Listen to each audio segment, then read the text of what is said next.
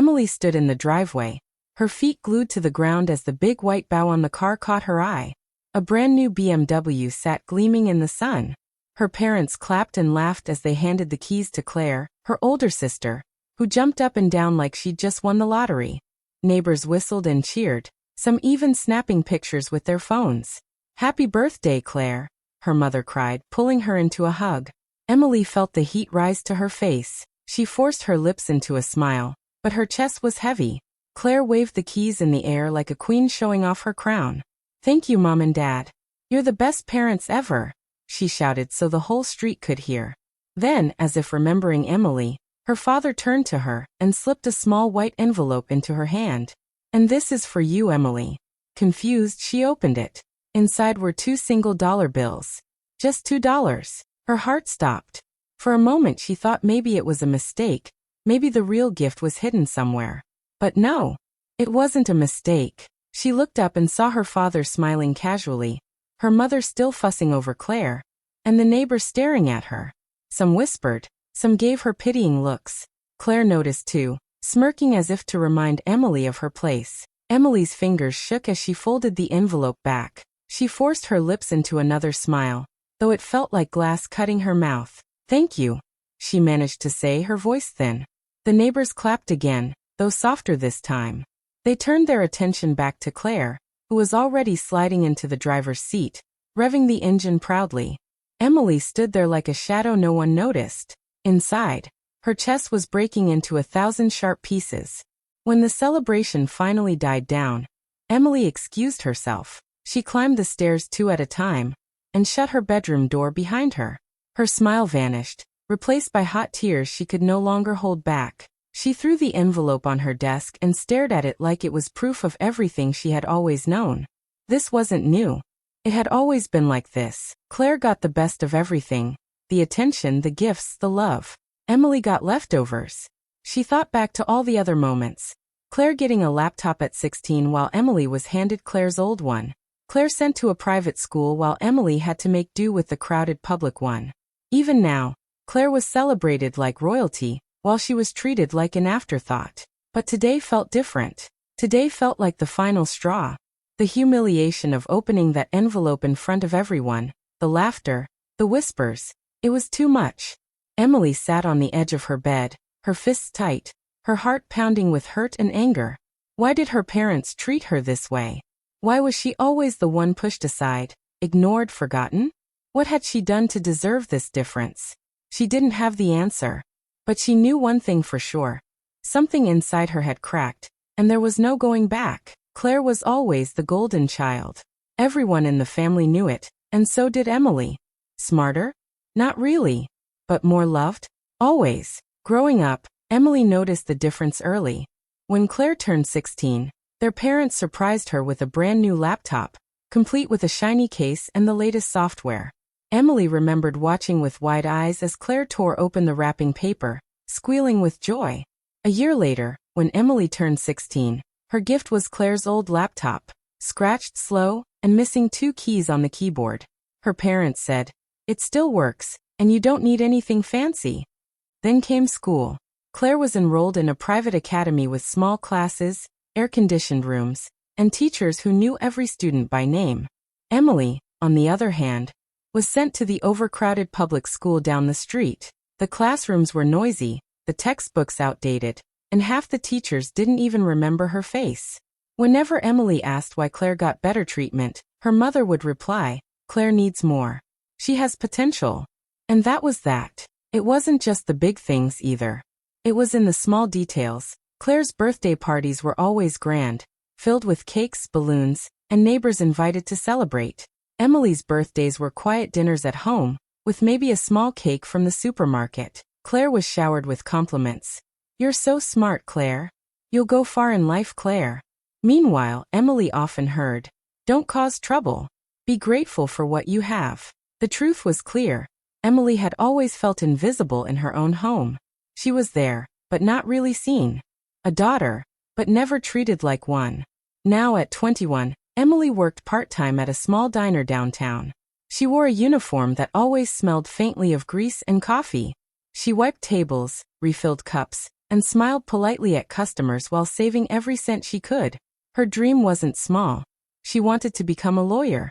Not just any lawyer, but one who fought for fairness, who defended those who were treated as if they didn't matter. Because deep down, that's what Emily wanted most for herself, to finally matter. Her father hardly noticed her anymore. He was always at work or sitting in front of the TV, eyes fixed on the news, barely speaking to her. Her mother was even worse, quick to dismiss anything Emily said, quick to compare her with Claire.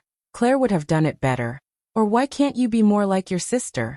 Were phrases that Emily had memorized by heart. Claire, of course, enjoyed every bit of it. She walked with confidence, her head held high, always reminding Emily who the star of the family was. She would flaunt her clothes, her trips, her gifts, making sure Emily knew the difference between them.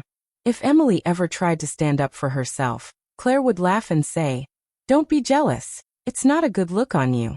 Through all of this, Emily's only real comfort came from her best friend, Jason. Jason had known her since middle school, and unlike her family, he listened. When Emily ranted about her parents, Jason would shake his head and say, "You don't deserve this, Em. You're worth so much more." He was the only person who reminded her she was more than just the shadow of her sister. Sometimes, late at night, Emily would lie awake in her small bedroom and dream of the future.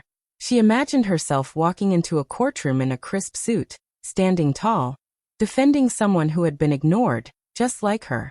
She imagined winning cases, proving people wrong, and building a life that had nothing to do with her family's cruel favoritism. But dreams didn't pay bills. So for now, she worked long shifts at the diner, saving every coin in a jar she kept hidden in her closet. It wasn't much, but it was hers. Every time she added to it, she felt a small spark of hope. Her parents didn't ask about her job. They didn't care how tired she was when she came home late at night. All they cared about was Claire's achievements, Claire's comfort, Claire's future. Emily was left to figure out her own path. And yet, even with all the unfairness, Emily held on. She told herself one day she would prove them wrong. One day she would walk away from being invisible and show the world, and maybe even herself, that she was more than what her parents decided she was worth. After the BMW humiliation, Emily could not hold it in anymore. Her chest felt heavy as she walked back into the house, her parents still laughing with Claire outside. She sat on the edge of her bed for a long time, the envelope with the $2 lying on her desk like a cruel joke. Finally, she wiped her tears and marched downstairs. Her parents were in the living room, still glowing with pride. Claire was outside showing the car to her friends. Emily stood in front of them, her voice shaking but strong. "Why do you treat me like I don't matter?" she asked. "Why does Claire get everything and I get nothing? Do you even see me as your daughter?" For a moment, silence filled the room. Then her mother sighed, like Emily was being dramatic. "Emily, don't start this again. Claire deserves it. She's going places.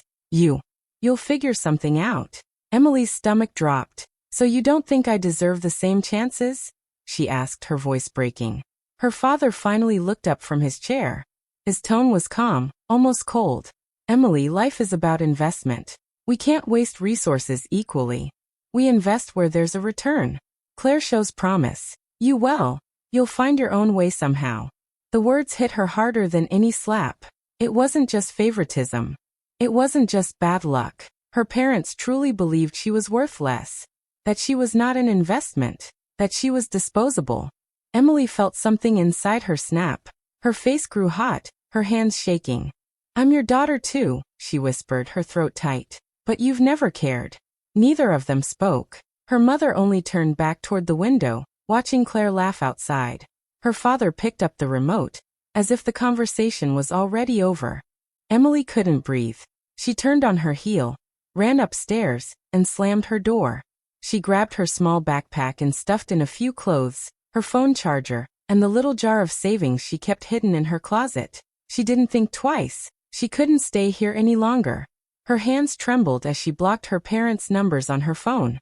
Then Claire's. Then every family group chat. She didn't want to hear from any of them again. Outside, the night air felt sharp against her skin. She walked quickly down the street, away from the glowing lights of the BMW and the laughter that no longer included her. Her eyes stung, but her steps grew faster with each block. She dialed Jason. Her voice cracked when he answered. Can I stay at your place? Just for a while. Jason didn't even hesitate. Of course, Em. My couch is yours. Come over now. By the time Emily reached his apartment, she was exhausted. Jason opened the door, concern in his eyes. She dropped her bag on the floor and burst into tears. Jason pulled her into a hug, letting her cry into his shoulder. You don't deserve what they're doing to you, he said softly. You deserve better. And one day, you're going to prove it. Emily wiped her face and nodded.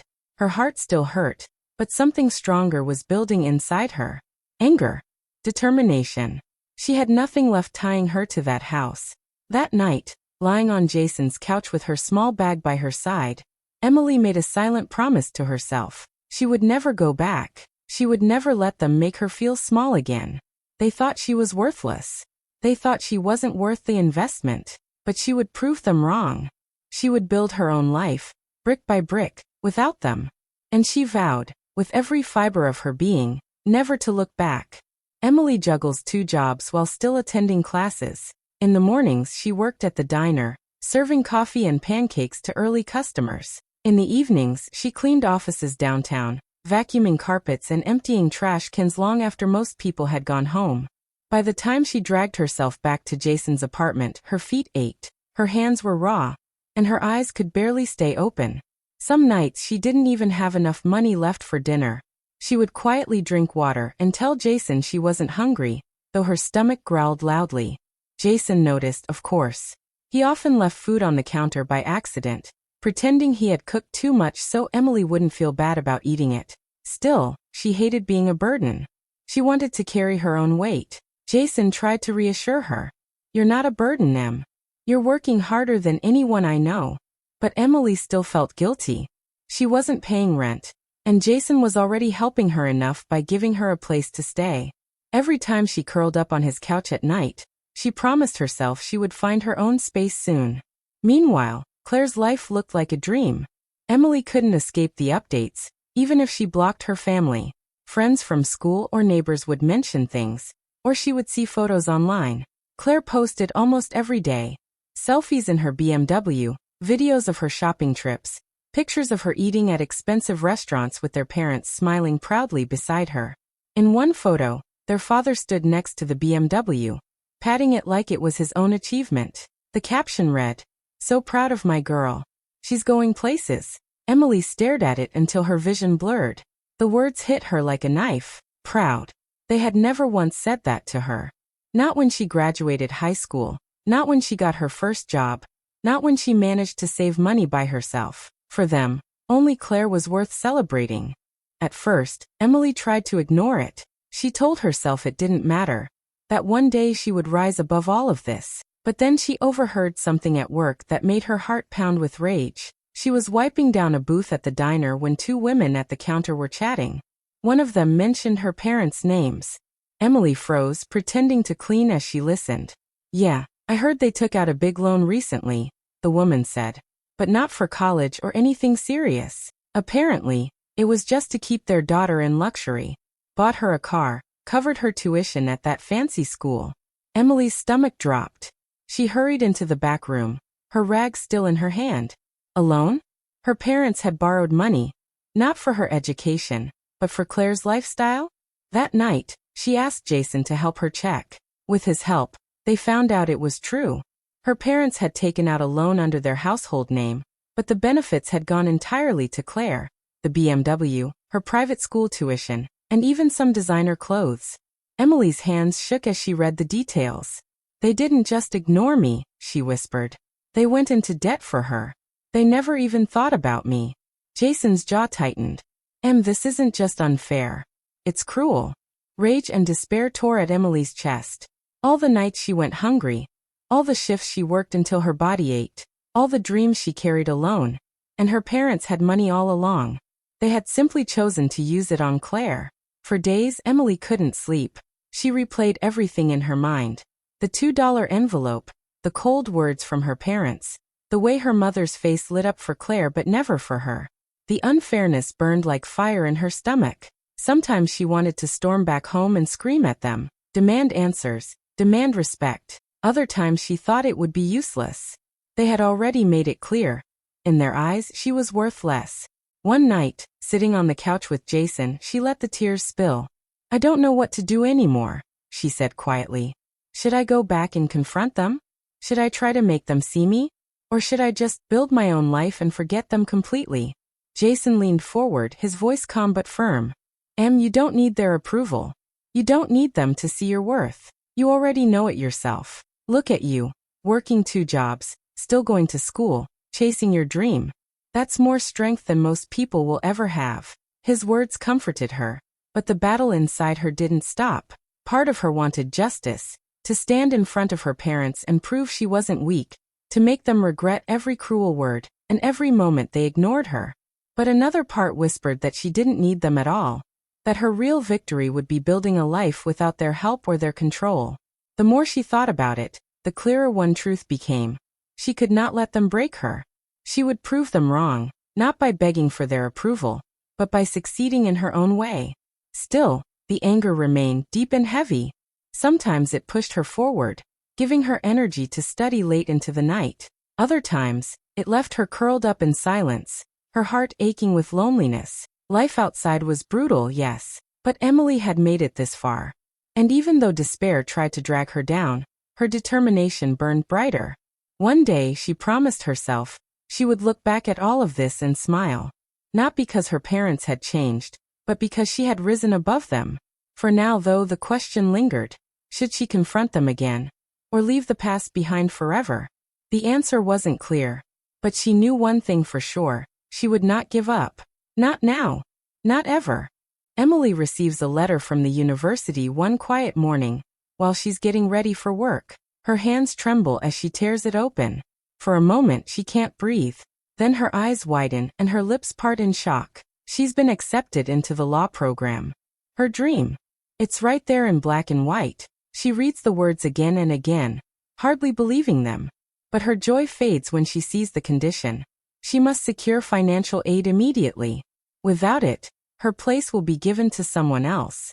Her heart races. She can't let this chance slip away.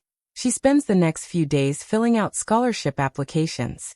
Some are simple, but one of the biggest scholarships requires family financial information. Emily bites her lip as she stares at the form. She doesn't want to contact her parents. She doesn't want to hear their voices or feel their coldness again. But without their help, she might lose everything. Finally, she gathers her courage and calls them.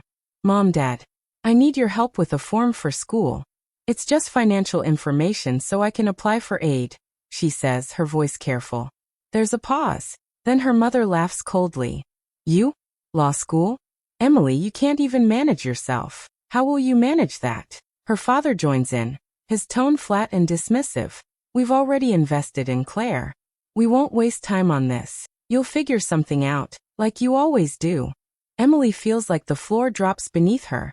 Her parents not only refuse to help, but they mock her, as if her dream is a joke. She hangs up the phone with tears in her eyes. Jason, who overheard everything, clenches his fists. "They're unbelievable," he mutters. But what happens next shakes Emily even more. Jason has been helping her check her finances for scholarships. While reviewing her credit information, he notices something strange. Did you ever take out a loan?" he asks carefully. "No," she says quickly. "I've never borrowed anything." Jason's face darkens. "Then why are there loans under your name? Big ones." Emily freezes. "What are you talking about?" He shows her the screen. Her social security number had been used to take out loans worth thousands of dollars. And the dates matched perfectly with when Claire got the BMW, when Claire's tuition was paid, when her parents suddenly started living more comfortably. Her breath catches in her throat. They used my name? My credit? For her? Jason nods grimly. "I'm so sorry, Em. They put the debt on you." The realization crushes her. Not only did her parents ignore her, not only did they favor Claire, they stole from her. They ruined her future before it even began. Rage builds in her chest until she can't contain it anymore. "I'm going back," Emily says, her voice sharp. "They can't do this to me. Not anymore." Jason tries to calm her, but she's already out the door, her blood boiling. When Emily storms into her parents' house, The neighbors are outside, chatting and admiring Claire's car. Heads turn as Emily slams the gate open. She doesn't care who hears. "You used my name," she shouts, her voice shaking with fury. "You stole my social security and took loans in my name. You ruined my credit for her." Her mother's face hardens instantly. "Lower your voice, Emily.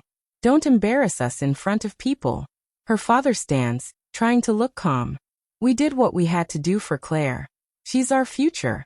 You'll survive." "Survive?" Emily screams. "You left me with nothing. You laughed when I asked for help. And all this time, you were stealing from me. How could you? I'm your daughter too." The neighbors gather closer, whispering, eyes wide. The perfect family image is crumbling right in front of them. Her mother snaps. "Don't be dramatic. Claire deserves these things. Stop acting like a victim." But then for the first time Claire speaks. She steps out of the house, her face pale, her voice trembling. "She's right," Claire says softly. "You did treat her unfairly. I always knew it. I just never said anything."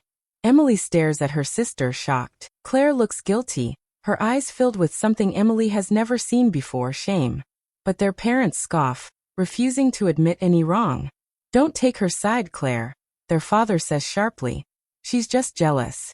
Emily feels her heart breaking and healing at the same time. Her parents will never change. They will never see her worth. But now everyone knows the truth. The neighbors, Claire, the whole world watching.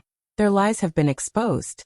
Tears burn her eyes, but her voice is steady as she says, "You may see me as worthless, but I'm not.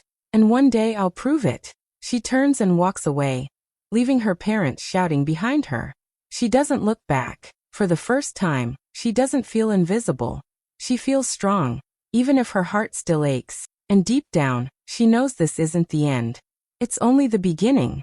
With Jason's encouragement, Emily finally decided to fight back. She was scared, but Jason reminded her that she wanted to be a lawyer. And this was her first real case. "You've been wronged, Em," he told her. "Now it's time to stand up for yourself." Together, they went to a legal aid center in the city. Emily explained everything: the loans, the fraud, the way her parents had used her social security number without her permission. The lawyers listened carefully, nodding with concern. For the first time, Emily felt like someone in power believed her. The process wasn't easy, but with proof and guidance, Emily filed the right papers. Weeks later, she received the news she had been waiting for. The fraudulent loans under her name were canceled. Her credit was cleared, and her parents were under investigation for identity theft and fraud. When Emily read the letter confirming it, she cried, not out of sadness, but out of relief. The heavy weight she had carried for months finally lifted. She was free from the chains her parents had wrapped around her. After cutting ties completely, Emily focused on her dream again. She applied for a hardship scholarship, explaining her story honestly, the struggles, the betrayal, and her determination to study law. To her amazement, she was granted the scholarship. The funds covered her tuition and gave her enough to move into student housing. The day she received the acceptance and scholarship letter together, Emily felt like her whole world shifted. The little girl who once felt invisible was gone. In her place stood a young woman ready to fight for her future. But the past still tried to follow her. One evening, Claire called her. Emily hesitated before answering. Claire's voice was quiet, softer than Emily had ever heard it. "I'm sorry," Claire said. "I should have spoken up sooner. Mom and Dad aren't the people I thought they were. They've pushed me away too. Now that everyone knows the truth, I don't have anyone. Can we talk?" Emily's chest tightened. For years she had wanted her sister to admit the truth. Now she finally had. But the pain was still fresh, the wounds too deep. "I don't hate you, Claire," Emily said slowly. "But I need space. I need to heal. Right now, I can't go back to all that." Claire sniffled on the other end, but she understood. They said goodbye, and Emily hung up, her hands shaking. It wasn't easy to say no, but she knew it was the right choice. She needed to focus on herself, not on fixing broken pieces of the past. Moving into student housing was like stepping into a new life. Emily unpacked her few belongings into the small but cozy room. The bed was hers, the desk was hers, and the silence was hers. No more being compared to Claire, no more cruel words from her parents. Just Emily, free and starting fresh. She sat by the window that first night, looking out at the campus lights. Her heart felt lighter than it ever had. She wasn't the forgotten daughter anymore. She wasn't the weak one, or the invisible one. She was Emily, stronger, braver, and ready to fight for the fairness she had always been denied. For the first time in her life, she truly believed in herself. And that was the greatest gift of all. The $2 was not just an insult. It was the price tag her parents put on her worth. For years she believed them. She thought maybe she really was less important, less special, less loved. That small envelope had crushed her in front of everyone. But now she understood something different. Her value had never been in their hands. It had always been in hers. She had survived the sleepless nights, the hunger, the cruel words, and the betrayal. She had stood up for herself when no one else would. And now here she was, free from their control, finally building her own life. In her new room on campus, Emily sat at the little desk by the window. A stack of fresh books sat in front of her, the words law program printed on the cover of the top one. Her fingers traced the edges slowly, almost afraid it would disappear if she blinked. She opened the first page, her eyes shining with quiet determination. Her heart beat steady, strong, full of hope. This is just the beginning, she whispered to herself. And it was. Not the end of her story, but the start of a new one she was writing on her own terms. Emily smiled softly, knowing she no longer needed her parents' approval or their love to feel whole. She had found her own worth, and nothing could take it away from her again. Hey friends. Two Hearts, thanks for sticking around till the end. Don't forget to like, share your thoughts in the comments, and hit that subscribe button for more. See you next time. Waving hand sparkles.